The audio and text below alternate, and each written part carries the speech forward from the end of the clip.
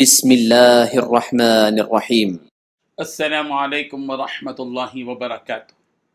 حاضرین و ناظرین، یہ درس نمبر 1716 ہے اور آج سورہ یاسین کی 4 آیتوں کی تلاوت و تشریح کی جائے گی۔ آیت نمبر 29، 30، 31 اور 32، 29، 30، 31، 32۔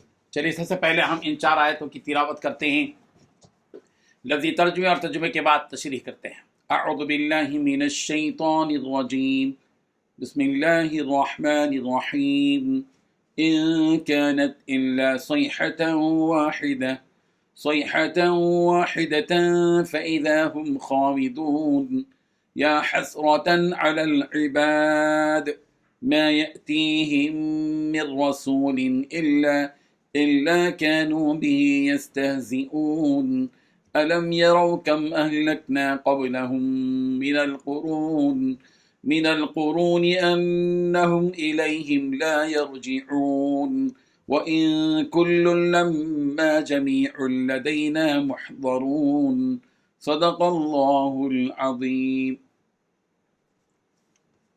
لفظی ترجمہ یوں ہے، ان نہیں کانت تھا الا مگر صیحہ چیخ، واحدہ ایک، فإذا تو ناگہاں ہم وہ خامدون بجھ کر رہ گئے، یا حسرتاً ہائے افسوس، علی العباد بندوں پر، ما یأتیہم نہیں آتا ان کے پاس، من رسولین کوئی رسول، الا مگر کانو وہ ہوتے بھی اس کے ساتھ یستہزئون استہزاء ہی کرتے۔ الم یرو کیا انہوں نے نہیں دیکھا، کم کتنی، اہلکنا ہم نے ہلاک کر دی، قبلہم ان سے پہلے، من القرون امتیں، انہم بے شک وہ، الیہم ان کی طرف، لا یرجعون نہیں لوٹیں گی، وَإِن اور نہیں ہے، کلن کوئی بھی، لما مگر، جمیع سب کے سب، لدینا ہمارے پاس، محضرون حاضر کیے جائیں گے۔ ترجمہ یوں ہے، وہ تو بس ایک چنگھار تھی جس سے وہ ایک دم بجھ کر رہ گئے۔ افسوس ہے ایسے بندوں کے حال پر، ان کے پاس کوئی رسول ایسا نہیں آیا جس کا وہ مذاق نہ اڑاتے رہے ہوں۔ کیا انہوں نے نہیں دیکھا کہ ان سے پہلے ہم کتنی قوموں کو اس طرح ہلاک کر چکے ہیں کہ وہ ان کے پاس لوٹ کر نہیں آتے، اور یہ جتنے لوگ ہیں ان سبھی کو اکٹھا کیا جائے گا، ہمارے سامنے حاضر کیا جائے گا۔ ان 4 آیتوں میں 7 باتیں بتائی گئی ہیں۔ پہلی بات، اس شخص کے بعد ہم نے اس کی قوم پر آسمان سے کوئی لشکر نہیں اتارا۔ دوسری بات، نہیں ہمیں اتارنے کی ضرورت تھی۔ تیسری بات، وہ تو بس ایک چنگھار تھی جس سے وہ ایک دم بجھ کر رہ گئے۔ چوتھی بات، افسوس ہے ایسے بندوں کے حال پر۔ پانچویں بات، ان کے پاس کوئی رسول ایسا نہیں آیا جن کا وہ مذاق نہ اڑاتے ہوں گے۔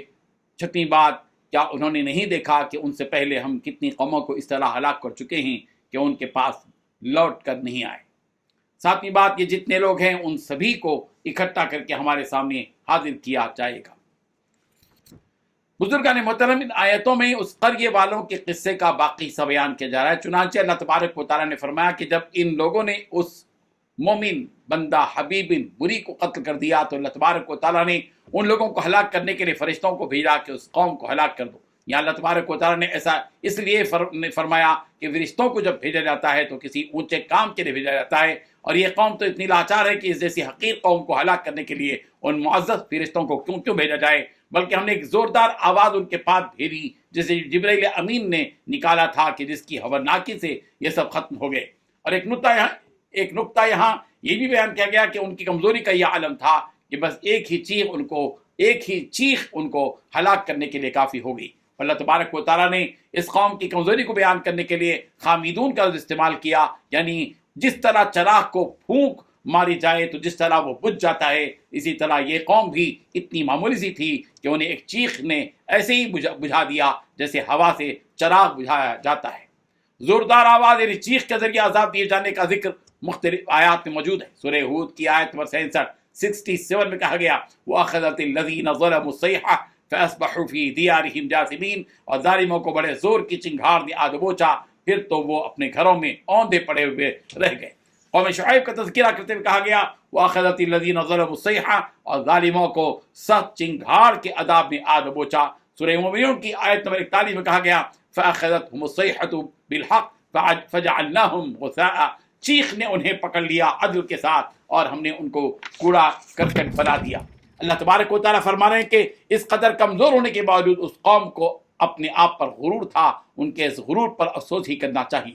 اور اوپر سے ان کی حرکتیں ایسی کہ ان کے پاس کوئی رسول آئے تو یہ ان رسولوں کا مذاق اڑاتے ہیں۔ اس آیت میں اس بستی والوں کا قصہ بیان کرنے کے بعد اللہ تبارک و تعالیٰ مشرکین سے فرما رہے ہیں کہ ان مشرکوں نے نہیں دیکھا کہ ہم نے کتنی قوموں کو ہلاک و تباہ کر دیا، یہ تو ایک مثال تمہارے سامنے پیش کی گئی، ورنہ ایسی بہت سی قومیں ہیں جنہیں ان کے رسولوں کو جھٹلانے کی وجہ سے ہلاک و تباہ کیا گیا، جیسے کہ قوم ثمود ہے، قوم عاد ہے، ارم وغیرہ وغیرہ۔ اور ہلاک بھی ایسا کیا گیا کہ اب ان کا کوئی نام و نشان بھی باقی نہ رہا، اور نہ ہی وہ اب اس دنیا میں دوبارہ لوٹ کر آئیں گے۔ ہاں البتہ جب قیامت قائم ہوگی تب سبھی لوگ، چاہے وہ لوگ ہوں جنہیں ہم نے اس طرح ہلاک کیا، یا چاہے وہ لوگ جو اپنی طبیعی موت مر کر اس دنیا سے چلے گئے، سب کے سب دوبارہ وہاں میدان محشر میں جمع ہوں گے، اور وہاں انہیں ان کے کیے کی مزید سزا دی جائے گی۔ دنیا میں تو بس معمولی سی سزا انہیں دی گئی کہ انہیں ہلاک کیا گیا، مگر وہاں جو سزا دی جائے گی وہ سزا ابدی ہوگی، جہاں انہیں کبھی موت نہیں آئے گی۔ ابو اسحاق رحمہ اللہ سے مروی ہے کہ حضرت ابن عباس رضی اللہ عنہما سے پوچھا گیا کہ کچھ لوگ یہ گمان کرتے ہیں کہ حضرت علی رضی اللہ عنہ قیامت سے پہلے دوبارہ آئیں گے۔ اس پر آپ رضی اللہ عنہ تھوڑی دیر خاموش رہے، پھر فرمایا کہ ہم بہت برے لوگ ہیں کہ ہم ان کی عورتوں سے نکاح کرتے تھے اور ان کی میراث کو تقسیم کرتے تھے، یعنی اگر ایسا ہوتا تو پھر ہمارا ان کی عورتوں سے نکاح کرنا حرام ہوتا، مگر ہم نے کیا، اور ان کی میراث کو تقسیم کرنا ناجائز ہوتا اگر ہم نے کی۔ اس کے بعد آپ نے فرمایا کہ تم لوگ یہ آیت نہیں پڑھتے کہ اولم یروا کم اہلکنا قبلہم من القرون انہم الیہم لا یرجعون۔ یتیموں کے مذاق اڑائے جانے کی بات بھی یہاں کی گئی، اور دیگر آیات میں بھی یہ مضمون موجود ہے۔ سورہ رعد کی آیت نمبر 32 میں کہا گیا وَلَقَدِ اسْتُهْزِئَ بِرُسُلٍ مِّن قَبْلِكَ، یقیناً آپ سے پہلے کے پیغمبروں کا مذاق اڑایا گیا۔ سورۃ الحجر کی آیت نمبر 11 میں کہا گیا وَمَا يَأْتِيهِم مِّن رَسُولٍ إِلَّا كَانُوا بِهِ يَسْتَهْزِئُونَ، جو بھی رسول آیا وہ اس کا مذاق اڑاتے۔ سورۃ الانبیاء کی آیت نمبر 36 میں کہا گیا وَإِذَا رَآكَ الَّذِينَ كَفَرُوا إِن يَتَّخِذُونَكَ إِلَّا هُزُوًا، یہ منکرین جب بھی آپ کو دیکھتے ہیں تو آپ کا مذاق اڑاتے ہیں۔ اللہ تبارک و تعالیٰ ان آیات سے سبق حاصل کرنے والا بنا دے، آمین۔ وآخر دعوانا ان الحمد للہ رب العالمین۔